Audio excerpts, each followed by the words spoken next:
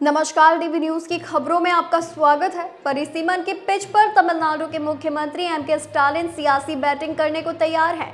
देश की राजनीति में तमिल प्रतिनिधित्व के सवाल को आधार कर डीएमके नेता स्टालिन दक्षिण के राज्यों के मुख्यमंत्रियों की गोलबंदी तो कर रहे हैं, वे देश के उत्तरी और पश्चिमी हिस्से के उन राज्यों को भी अपने प्लेटफॉर्म पर बुला रहे हैं जिन्होंने परिसीमन से कथित रूप से अपनी लोकसभा सीटें कम होने का अंदेशा जताया है।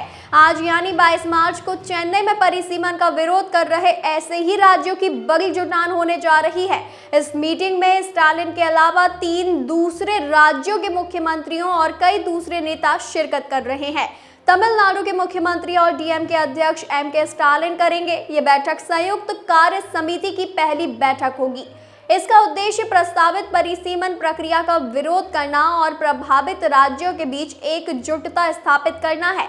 स्टालिन ने इस मुद्दे पर दक्षिणी और कुछ अन्य राज्यों को एक मंच पर लाने की पहल की है। बता दें, इन राज्यों को कथित रूप से ये डर है कि परिसीमन की वजह से लोकसभा में उनकी सीटें कम हो जाएंगी और हिंदी भाषी राज्य जैसे उत्तर प्रदेश, बिहार और राजस्थान की सीटें बढ़ जाएगी।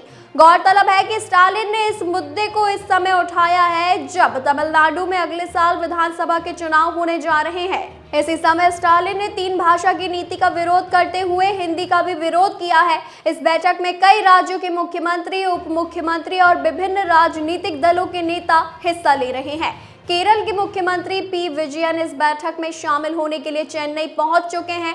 इसके अलावा तेलंगाना और पंजाब के मुख्यमंत्री और कर्नाटक के डिप्टी सीएम भी इस बैठक में आने पर सहमति दे चुके हैं।